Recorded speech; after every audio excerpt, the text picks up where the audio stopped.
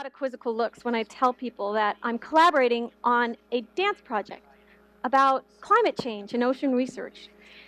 That coupling of science and art seems to give people pause. I'll admit science and art do make for strange bedfellows.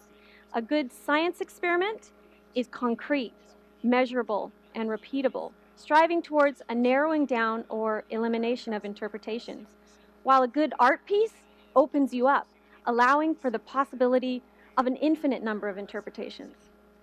But can science and art merge in a way that builds upon their respective strengths? Can science provide a more literal framework for the abstract nature of dance? And can dance provide a more intuitive delivery for scientific content? I'm a marine biologist and I work at the Monterey Bay Aquarium Research Institute, or MBARI. And MBARI is an institute that's devoted to creating cutting-edge tools and technologies to use to study the ocean, to learn more about the ocean. Basically, my career can be summed up by the old saying by Confucius: choose a job you love and you'll never have to work a day in your life.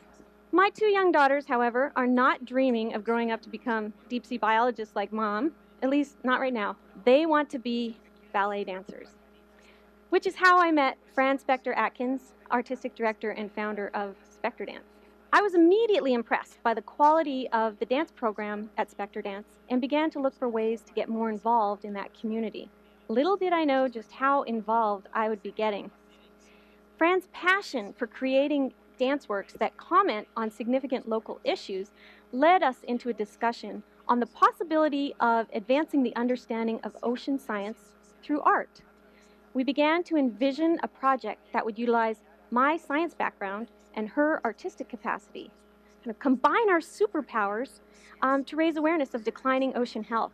This beauty is what most of us think of when we think of the ocean.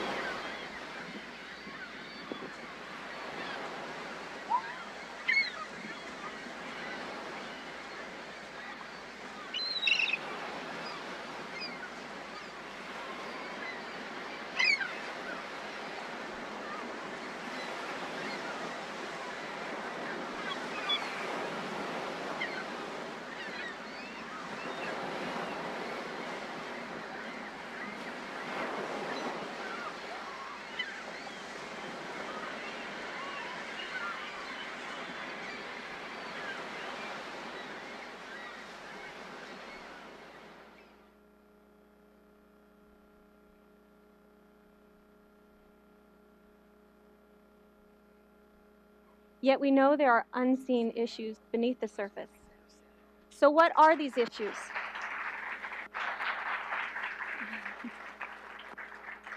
What are these issues, and can dance contribute to the discussion?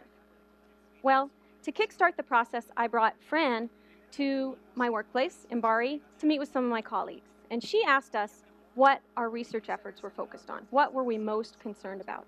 Our list was pretty long and included ocean acidification, marine pollution, disruption of the food web leading to extinction of species, changing weather and storm patterns. Her enthusiastic response certainly took us by surprise. Very evocative. I see a lot of movement potential there.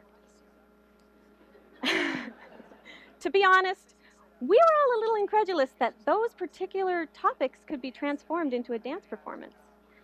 However, inspired by remarkable works Fran had done in the past with media artist William Roden, we decided to take a leap of faith. Now for the hard part. We had to convince others to leap with us. I still remember it was Chris Scholen's first day as the new president at MBARI, and I really wish I could have been a fly on the wall to see his face when our unusual proposal came across his desk. But fortunately for us, the proposal to collaborate on ocean was given the green light, and we began in September 2010 by filming interviews with MBARI senior scientists Peter Brewer, who was on the committee awarded a Nobel Prize in 2007 in conjunction with Al Gore for raising awareness of climate change issues, and Jim Barry, who in 2010 was invited to testify before Congress on ocean acidification. When people hear that two of the leading climate change scientists in the nation are working with us on our ocean dance project, they're pretty impressed. However, the first question I typically get is, Wow, Peter Brewer dances? We received initial seed funding for the project from the National Endowment for the Arts, followed by a wave of support by the broader community that swept us into a finalist award for the Toms of Maine 50 States for Good National Initiative. And these early votes of confidence allowed us financially to hire dancers, commission music, as well as interview 8 more ocean advocates. Our interviews culminated with National Geographic oceanographer and explorer Sylvia Earle, who is a longtime inspiration for Fran. So that was an exciting moment for us all. We were thrilled to premiere Ocean in November 2011 with local performances both at SpectorDance Studio and at Carmel Sunset Center, where it was shown to 750 school students as part of their Classroom Connections program. Additional funding was raised to create a curriculum for educational outreach, which we see as a critical component to the project. Funding for the project so far has come primarily from the art side, but we're now investigating opportunities on the science side to connect public audiences with this unique view of presenting current ocean research on ocean acidification. Due to anthropogenic influences over the past 100 years, carbon dioxide in the atmosphere is currently reaching levels never before experienced in human history. About a third of this carbon dioxide becomes absorbed into the ocean and reacts with the seawater to make the ocean more acidic. How will these changes affect life in the ocean? Or perhaps more to the point, how will these changes affect our food sources, the oxygen we breathe, our quality of life? If we don't seriously start investigating these questions, we may find it's the human species advancing down the path toward becoming more endangered. There's no ambiguity about how much fossil fuel emissions are in the ocean. We can measure it very precisely. The numbers are quite startling. The invasion of atmospheric CO2 into the ocean has been going on. It's now over 1 million tons an hour of fossil fuel CO2 going into the ocean. As ocean acidification increases, is increasing impacts to the base of the food web. The impacts moving up the food web are coming. For animals that depend on a certain type of ocean chemistry for their shells to harden, like small planktonic critters like krill, that some of the biggest creatures in the ocean depend on. They disappear, or they can't reproduce, or they can't survive. It's a chain reaction. What's going to happen? We don't know.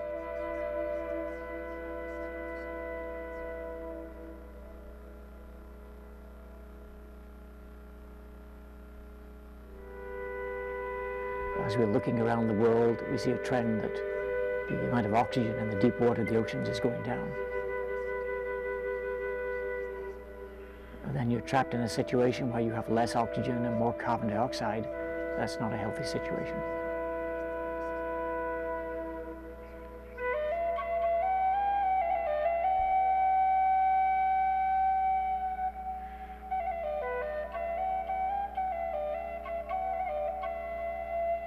But we have been dismembering the network of life that generates the oxygen, that drives the nitrogen cycle, that drives the carbon cycle. And it's happened so fast.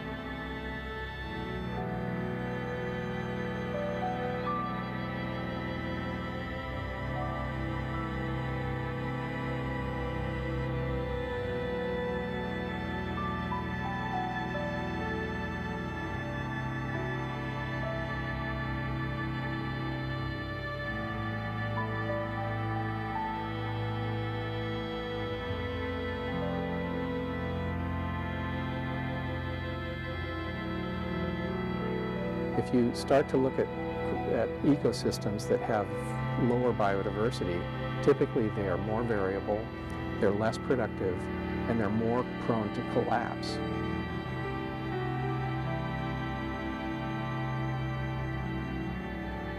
I think we've got maybe 10 years, and maybe we're going to start seeing a lot more fisheries collapse or complete habitat collapse.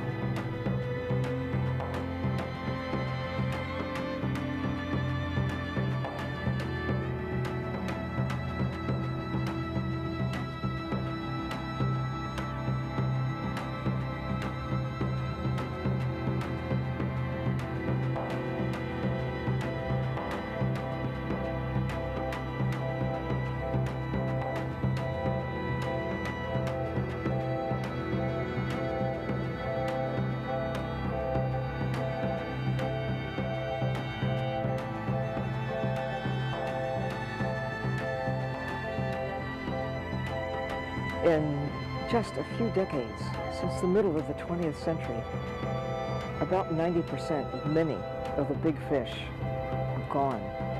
We have taken them, eaten them, destroyed the habitats from which they come, and the pace has picked up. So today, hundreds of millions of creatures are extracted. In fact, about 100 million tons of creatures are taken from the sea every year. This is not sustainable extraction of food. We're going to be reaching 7 billion people on this planet. You cannot put that kind of pressure on any type of ecosystem and expect it to keep on absorbing the loss.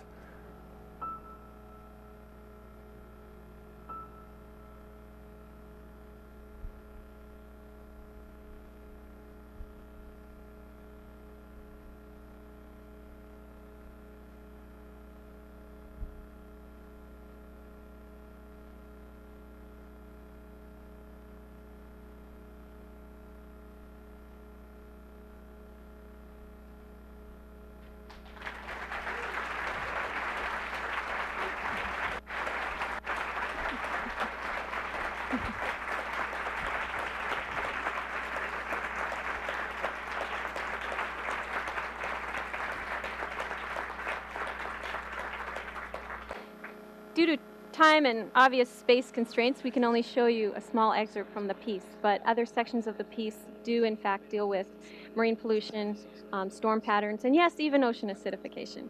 That particular section dealt with extinction and the marine food web. And if it felt heavy to you, our intent is to emphasize the seriousness of the situation. But we did want to end the piece with a message of hope, encouraging people to reconnect with nature, to live in new ways that might be closer to ancient ways. Changes must happen within each of us before we will begin to change how we're impacting the ocean. And people have a remarkable capacity for change and for creation and for invention.